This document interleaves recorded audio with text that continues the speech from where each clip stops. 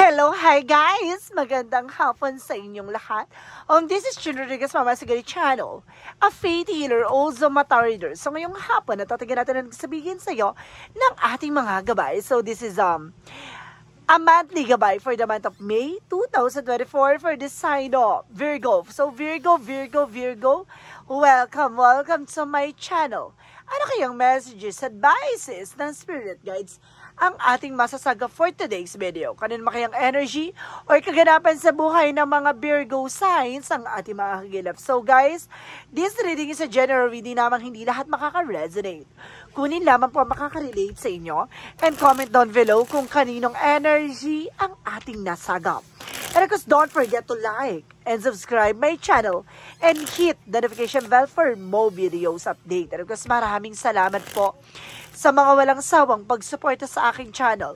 Lalong-lalo na ang hindi nag-i-skip ng ads na way pagpalaing kayo ng Diyos at may kapal, siksik-liglig na gumapaw na biyayang balang-balik sa inyo.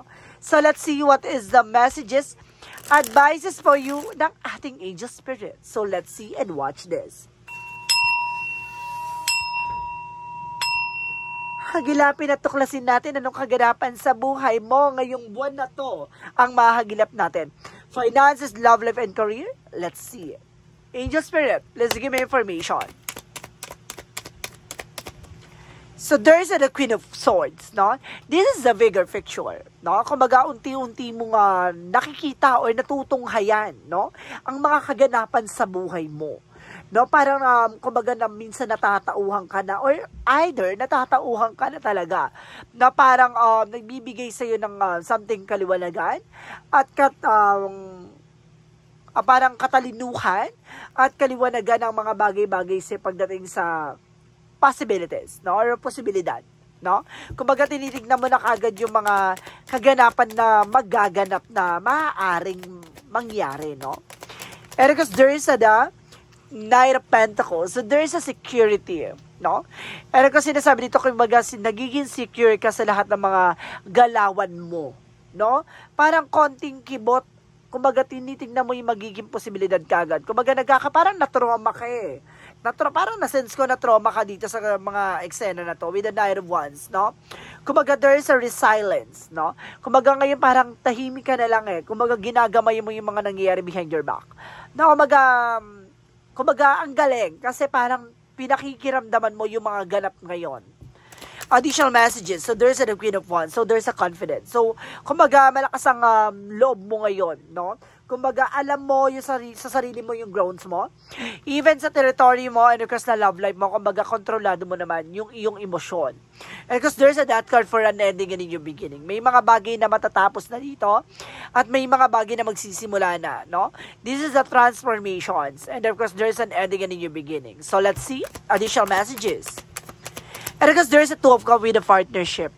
No, meron dito kumbaga unti-unting magsisimula, no? Parang alam nyo guys parang nasa sense dito parang magkikita kayo or magkakaroon kayo ng pagtatagpo or kumbaga magkakakilala kayo or kumbaga bagong meet up or something kumbaga parang bagong pagtatagpo or bagong pagtagpo, parang gano'n, no? Parang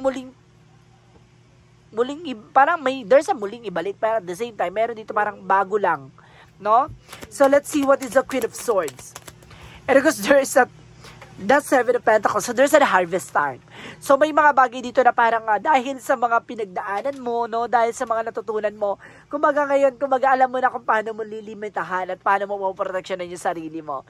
No, kumbaga this is the harvest time for the consequences, no? And this is the final result, at the same time, At the same time, kumbaga, meron ditong paying off eh. Parang kumbaga, dahil sa nangyari sa'yo, nagkaroon ka ng trauma, something like that, na parang, alam mo na eh, no, yung kahihinat na ng eksena. At the same time, kumbaga ready ka na, parang handa ka eh, no? Parang kumbaga nilalagay mo sarili mo sa isang sitwasyon na maaaring mangyari na. So let's see what is the Nine of Pentacles. So there's a Three of Wands. So waiting for a soul on waiting for a ship. No, may mga bagay na hinihintay ka. May mga bagay na paparating na. May mga bagay na ito na ang resulta. 'Di ba? Kumbaga maraming ganap na mangyayari dito na kailangan mong hintayin, no? At kailangan maganap, no? There's a result. And kasi kailangan mo i-secure yung sarili mo. Kung kailangan kalmado ka lang, umupo ka sa isang tabi, no? I-secure mo yung sarili mo, hintayin mo mag-unfold it naturally. And because there is the Knight of Wands represent the Star card. So I told you, there's a healing. No, kumbaga dahil sa nangyari, kumbaga, natauhan ka na, naliwanagan ka na. No, alam mo na yung mga bagay na, kumbaga, there's a step by step and there's a process and progress. Pero alam mo na kung ano yung tamang proseso. No, na hindi dapat pinipilit at hindi dapat minamadali ang isang bagay. No, naghihintay ka dapat sa opportunity na ibigay sa iyo ng ating Panginoon, ng ating universe, and rather ang ating mga gabay, na kung talagang para sa iyo isang bagay na ay para sa iyo. Diba? So, let's see what is the Queen of Wands. So, there's that Knight of Wands. So, there's a slow and steady, you know? Kumbaga, nagkakaroon ka ng kalmadong pakiramdam. No? Kumbaga, kinakalma mo na yung sarili mo na, I confident, beautiful with the heart. Ganun. Kumbaga, confident ka na, yung mga bagay na mangyayari sa'yo ay makukuha mo on the right time, on the right directions, on the right timing, no? In the right people, in the right circumstances. And because there's a that card for Knight of Swords, there's a success driven. At the same time, there's a Knight of Swords with success and a victory is yours, na this is the transformation na parang hindi mo akalain na parang magiging mabilis ang kaganapan nito, no? Parang pabibilisin ang ganap ngayon, na parang hindi mo na lang namamalayan na mangyayari na pala. Kumbaga, ngayon kasi parang natauhan ka na the more na pinipilit mo yung isang bagay, the more siyang tumatagal. Ngayon ka parang nag-sink in sa'yo na, okay, kailangan ko mag-focus sa ginagawa ko, kailangan ko ng gantong eksena para hindi ko mainiisip yung mga ganon. Kumbaga, natauhan ka na kung paano mo kukontrol ang iyong emosyon. Diba? Ika nga nila, the more na-greedy ka sa isang bagay, hindi mo yun makukuha. Hindi rin pagkakaroon. Magkakaroon ng struggles and failures sa ganap na eksena na yon, no? Kumbaga ngayon, alam mo na sa sarili mo kung paano mo kukontrol ang iyong emosyon. And the Two of Cups represent with the with the Three of Cups. So there's a ibig sabihin there's a friend and there's a third party. So ibig sabihin there's a mutual friend. Okay, thank you. With the socialize. So ibig sabihin dito mayroong kumbaga makikilala mo tong tao na to with a friend, with a mutual friend, no? Itong tao na to kumbaga mari nakita mo na siya at nakilala mo na. Pero magkakaroon ng second time around na pag-meet up. There's a Knight of Cups with the Queen of Swords and because the Seven of Pentacles. So, ibig sabihin dito, this is the bigger picture. At the same time, there's a wish fulfillment. So, parang, kumbaga, dahil sa alam mo na yung magaganap, ito yung katuparan sa pangarap mo na parang, ito gusto kong mangyari, pero hindi ko, alam ko na yung posibilidad, pero kailangan kong hayaan mangyari. No? Kumbaga, kailangan tumutok ako, mag-grade ako. The more kasi na parang kinokontrol mo yung isang situation, hindi mo yan makukuha. So, let's see what is the Knight of Pentacles and because the Three of Wands. So, there's an information with the Four of Pentacles. So, there's a protect your power, protect your energy. Diba? Protection mo yung sarili mo. Kasi, the more kasi na parang inaasahan mo, hindi siya dumarating. Nagkakaroon ng unexpected moment. Diba? Kung madidisappoint ka. Diba? Magkakaroon ng rejection. At the same time, mawawala ka sa wish at mawawala ka sa focus. And because there's the Knight of Wands, because the Star card represent the Hierophant. There's an education. Now, there's something, separation, na magkakaroon ng healing. At the same time, guys, there's some process and progress na maaaring pinagdaanan mo or pagdadaanan mo na unti-unting paghilom. No, dahil sa mga natutunan at naranasan mo. Diba? Napagdaanan mo kasi. Or either mapagdadaanan mo ko siya this coming May. No? Additional messages with the Queen of Wands. And because there's a Knight of Wands, represent the Temperance. So, this is the perfect timing for you. No? Perfect timing for you na continue what you're doing, no? Just wait for a perfect timing or something, wait for your time, no? Kumaga talagang, kung talagang inilaan talaga ipinagkaloob sa'yo, diba, ibibigay sa'yo yan. And because the Temperance, kailangan mo maging kalmado. So, ngayon natututunan mo na there's a Knight of Wands by slow and steady. Diba? So, let's see what is a Death card because the Knight of Swords. There's a Three of Swords in reverse. So, there's a recovery from the pain. Naka-recover ka na for disappointment, failure, rejections. Kumbaga, ngayon, kumbaga, binago mo yung pananaw mo eh. No, binago mo yung sarili mo dito. No, parang, there's a negative thoughts na parang nirelease mo. Pinakawalan mo yung sariling multo mo sa eksena na to. Yung takot pangamba mo, yun yung pinakawalan mo. It's a good part, no? So, let's see what is the Two of Cups because the Three of Cups. So, there's the Queen of Pentacles, being practicality. So, ngayon, kumaga, unti-unti ka nagiging practical, no? Parang sinasabi dito na parang, nakita mo yan, no? Parang may mga daan, no? Parang tinatahak mo, parang sinusubukan mong, kumbaga inaaral mo kung paano makakalabas dyan sa external with the puzzle. So ngayon yung parang nagiging practical ka na kailangan mo talagang pagdaanan, kailangan mong himay-himay yung mga kaganapan sa buhay mo. Hindi yan minamadali at hindi yan inaagad-agad. Kailangan mong pagdaanan yan. Minu-minuto, oras-oras, parang ganan. Kumbaga, kailangan mo siyang pagdaanan in a proper way. Diba? Kasi kumbaga kapag napagdaanan mo talagang naranasan mo, sulit lahat ng mga ganap na yan. Kasi kumbaga, kahit ibalik ka dun sa situation na yan, alam mo kung paano mo kokontrolin yung emosyon mo, yung mga ganap mo, no? Kumbaga, yung even sa finances and career, no? Kumbaga, walang shortcut dyan. Wala naman agad magsasucess eh. Diba? Kailangan mo magtagumpay kayo. Magkakaroon ka ng pagtumal, pagkalugi, mararanasan mo yan pagdating sa finances, no? Ganon din sa love life, 'di ba? Kumbaga may mga tao diyan na parang mamahalin mo pero hindi pala siya hanggang dulo, 'di ba? Yung pala, kumbaga tinitesting ka lang kung hanggang saan yung pagmamahal na kaya mong ibigay doon sa tao na yon, 'di ba? Tapos hanggang saan ba kaya niya ibigay pagmamahal niya sa iyo? Kumbaga magkakaroon ka ng realization at the same time, kumbaga makikita mo yung sarili mong worth, no? Parang doon pa lang parang ikini-clarify na itong tao na to na kumbaga hinuhubog ka. Na-instrument siya ni God na pa itong tao na to na para hanggang dun lang siya kasi hindi niya kayang mag-offer sa iyo ng ganto ganyan, 'di ba? Hanggang dun lang yung kaya niya ibigay. Ganon yung kumbaga nagkakaroon ng something limitation at the same time ng hangganan, no? Na yun pala ay kumbaga hindi siya yung hinahanap mong tao na para makasama mo in a good in a longest time, na parang for long term, hindi siya yon. No, may mga taong darating ulit, no, para makilala ka. Tapos sasaktan ka ulit. Pero may mga tao talaga na kahit saktan mo at saktan ka, na magi-stay sa'yo at mamahalin yung flaws mo. Kung ano yung pangit na part sa'yo, mamahalin ka niya. Yun yung taong right person na talagang makakasama mo in the near future. So, let's see. Additional messages about sa outcome. So, there's the Queen of Cups. So, there's the healing, no? Unti-unting paghilom. And because there's the Hangman, baguhin ang pananaw, baguhin ang perspective mo, there's the Hangman. And because there's the Ace of Pentacles na magdadala sa iyo ng big money and big opportunities. So, lahat ng nangyayari sa buhay mo, it's an opportunity, ha?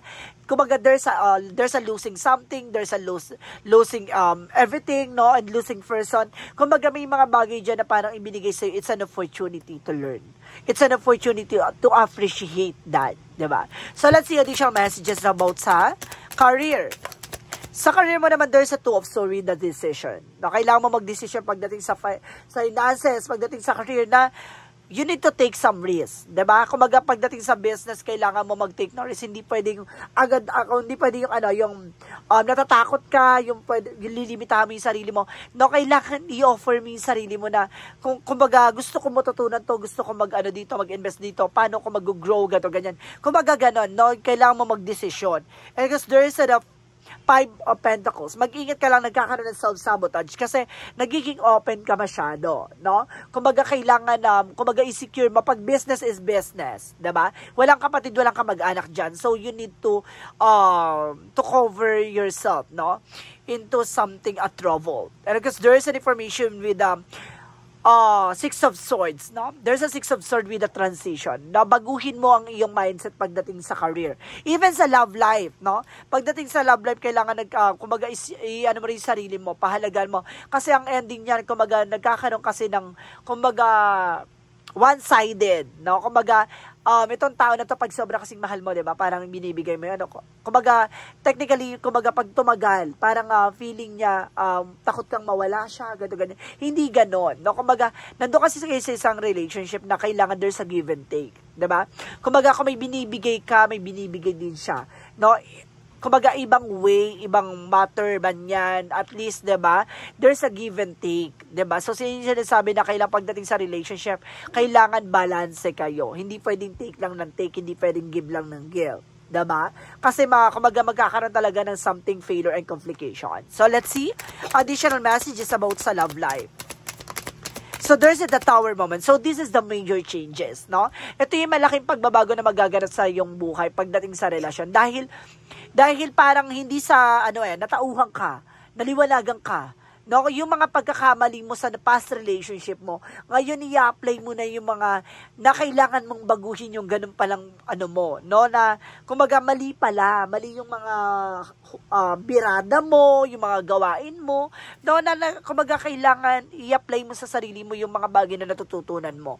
Hindi pwede yung paulit-ulit yung ganun, kasi kaya siguro nagkakaroon ka ng laging failure sa love life, kasi mali yung nagiging mali yung nagiging foundation yung dalawa. So, kailangan mag-create ka ng foundation na alam mo magiging solid. Ganon. Additional messages about naman tayo sa health.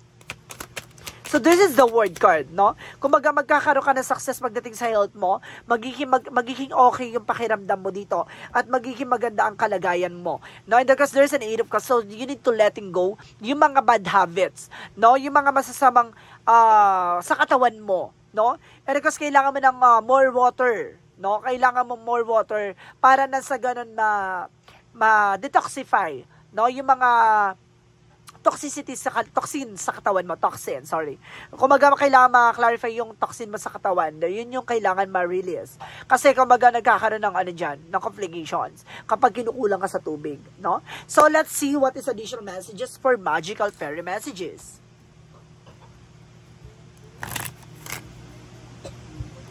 For magical fairy messages, represent what? And there's whom do you need to forgive? No, ano yung mga bagay na kailangan mong bitawan at pakawalan, no?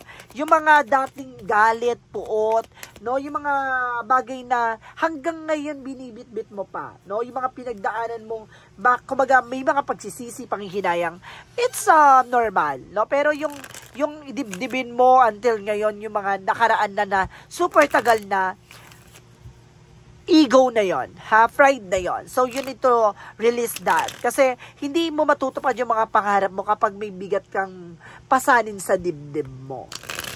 No? Kasi si God kasi nakikipag-coordinate sa atin with the heart.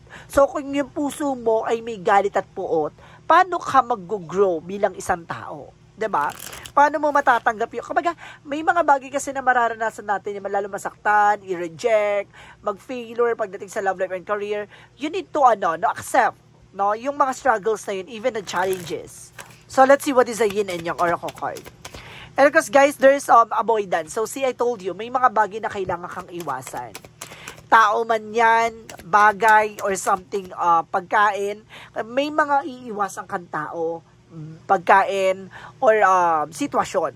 And there's a renewal, no? Kumbaga dito mo mapapasok parang panibagong eksena mo, no? And there's a spark. So, ibig sabihin, there's something incredible or new, diba? And there's a thoughts, no? With the isolation. Kasi, yung isip mo, yung negativities na pupasok sa isip mo, yung negative thoughts, yan yung nagbibigay blockages. Kaya hindi ka mag-grow at hindi ka makapag-proceed for another eksena. Diba? So, additional messages. And of course, there is an information with the fulfillment and wishes. So, may mga bagay na may isa sa katuparan dito at matutupad na in the near future. So, let's see what is additional messages for synchronicities. For synchronicities, guys, so there's a child. So, ibig sabihin dito may kinalaman ng bata or may supling dito or may bata dito na nagkakaroon ng or nakaka-affect or na-apektuhan. No, naapektuhan sa iyo or naapektuhan ka or there's a child, no?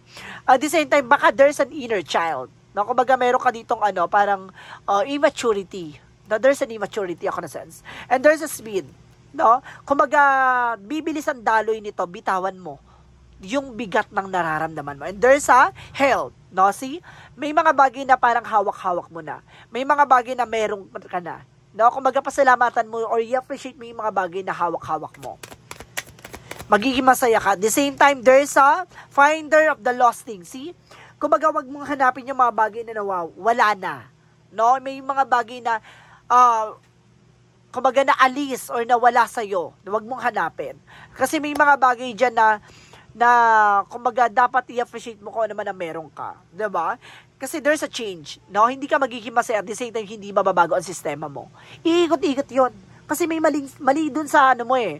May mali dun sa sistema mo kaya paulit-ulit. Ha? Ganun siya. This is the transformation with the butterfly. So, hayaan mong lumipad yung sarili mong pakpak. Diba? Ganon. Kumbaga, kumbaga hindi ka magtatransform bilang isang tao kung hindi ka marunong tumanggap ng pagkakamali, kabiguan at sakit, diba, ng nakaraan. So let's see what is Archangel Michael messages. And there's an explore your options. So, kailangan, there's a plan A, plan B, plan C tayo na ginagawa, 'di ba? Kung hindi man magtagumpay yung plan natin na una, 'di ba? Mayroon tayong option, no? Additional Archangel Michael. At sinasabi dito, there's a guarded and protected. No, you are being guarded and protected. At the same time, there's an energy healing works, no?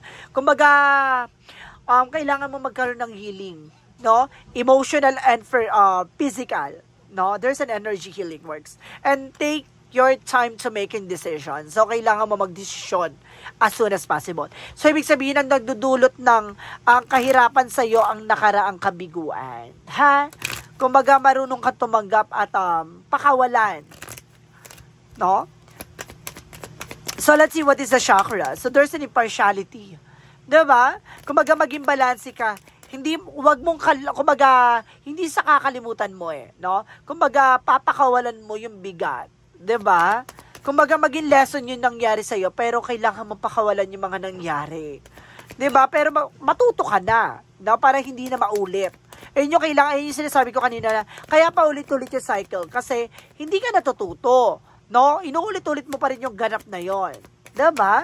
And there's a destiny to happen. Talaga nakatadhana talaga na mangyari na kaya ka nandiyan sa sitwasyon na yan para ipaalam sa'yo, para matauhan ka at maliwanagan ka sa mga ganap mo. There's an abundance. So see, may kasanaganahan talagang patungo at paparating sa'yo May mga bagay lang talaga na kailangan mo pagdaanan. So let's see what is Archangel Raphael messages.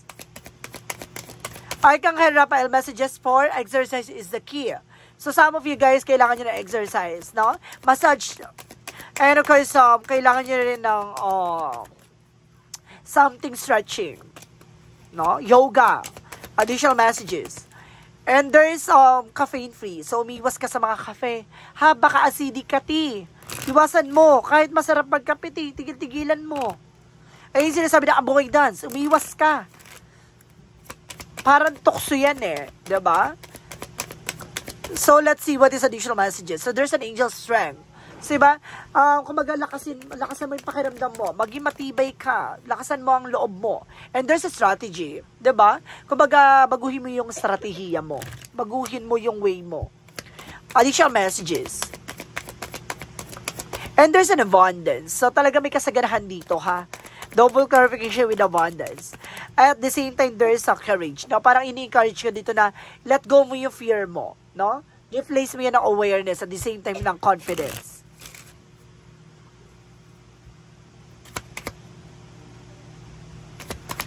Monsology. Monsology represent a time to give rather than take, no? Kumbaga, mas maganda yung ikaw yung nagbibigay ng panahon at oras kaysa ikaw yung naghihingi or something, ikaw yung nihingian. Diba? Mas maganda ikaw yung gumugugol ng oras. And of course, show the world the real you. Ipakita mo sa mundo kung sino ka talaga. Being generous, being kind, diba? So, let's see what is additional messages. And there's a travel. Dito magaganap ang maraming travel. Dito magaganap yung maraming transactions. No, maraming ganap. So, ibig sabihin, marunong ka dapat gumanap. Amen. So, let's see. Additional messages. So, there's a children. So, some of you guys, diba? May kinalaman yung mga anak. So, some of you, if you are single mom, single dad, no? Or may mga bata kang inaalagaan. No? So, let's see what is additional messages. And there's a release. Transition. No? May mga bagay na unti-unti na mababago. Kailangan mong pakawalan, alisin. And there is a survival, no? Kumaga, dahil sa katangian mo, nakaka-survive ka, no? Sa lahat ng mga pinagdadaanan mo. At the same time, there's an inner truth. Malalaman mo ang sarili mong katotohanan sa sarili mo. Parang ganon. Parang unti-unti naliliwanagan yung totoong ikaw. And there's a choices, no? Hanggang sa pumili ka ng mga bagay na alam mo appropriate sa'yo. Skills man yan or kumbaga talagang kagustuhan mong maganap in the near future. And of course, there's a force, don't follow. May mga bagay dito na parang wag mong ipilit kung hindi bagay. Wag mong ipilit kung hindi talaga sa'yo. Diba? And there is, you're not alone. So, you're feeling isolation. No? Hindi ka naman nag-iisa. There's a physical connections. Diba? So, let's see what is the Romance Angels. Romance Angels represent that retreat. Diba? It's time to disconnect from the world. Kailangan mong parang kumawala sa mundong ginagalawan mo. And there's a getting to know each other. No, dito papasok na kailangan mo, kumaga matuto ka na, kilalanin mo muna yung tao, wag kagad sunggab na sunggab, kagat ng kagat, wag ganon. Kumaga itong tao na to parang, kapag nakaranas ka ng parang kung parang nai-inlove ka or something, wag ka marupukti, ha? Wag ka maharot. Kailangan mo munang kilalanin siya, 'di ba? Hindi ko sinasabi magpakipot ka, pero sinasabi ko kilalanin mo. So, let's see what is the angel's answer. So, there's an improving health, no? Mag-i-improve na yung health mo dito. No, ma-release na yung stress mo. And there's a be assertive. Dapat sa sarili mo, alam mo yung grounds mo. No, kung sino ka, kung ano yung estado mo sa buhay, kung ano yung pinangahawakan mo, or kung anong ganap mo sa buhay. It's either you are a single mom, no? Dapat alam mo sa sarili mo yung grounds mo. Dapat open ka sa tao na makikilala mo na, okay, tanggap mo ba yung anak ko, no? Tanggap mo ba na itong kung mamahalin mo, kailangan mahal mo yung anak ko, gato ganyan. Hindi pwedeng mahal mo lang ako, tapos, di ba, na ayaw mo makasama yung anak, hindi pwede, ganon. Kumbaga, kailangan maging totoo ka, no? Hindi lang sa sarili mo, kundi sa tao, na pakikisamahan mo, or yung mga taong kaharap mo. So, let's see what is the Jesus loving quotes. So, sinasabi dito, come to me, all you that labor and heavy laden, and I will give you the rest. So, see? Ito yung sinasabi ko kanina pa, no? Na kailangan mapakawalan yung bigat, no? Nang nakaraan or pasanin mo na hanggang ngayon dinidibdib or bitbit mo pa. Kasi hanggat na bitbit mo yan, bagay na yan, hindi ka mag-grow at hindi ka makakausad. Diba? Yan yung magbibigay ng blockages or bagahe sa'yo. Kaya, until ngayon, kung mag-iikot yung circumstances o iikot yung mundo mo ng puno ng negatibo. No? So, let's see what is the angel's number. Angel's number represent what? 1818 for willpower. So, sinasabi dito, guys, wow, significant event are on the cards for you. You will progress in your endeavors and gain new experiences. The right people and resources will be put on your path. An excellent proposal or change is coming up. You're destined for greatness. So see, kung talagang mayroon talagang makukuha o may makakamit ka talagang bagay, no? At may mga bagay dito at the end of the time magsasucess ka. And there's a lot of achievements and there's something good luck. And of course, I encourage ka dito na you need to moving forward, no? And of course, kailangan mapakawalan yung bigat talaga, no? So let's see what is the messages of life. Messages of life, there's a simplicity. So sinasabi dito, guys, today, I choose to simplify my life. As I do so, my burdens lighten. I release my ego. Need to understand and release my ego. And of course, to prove and to control. Instead, I undertake every task with an open, humble heart.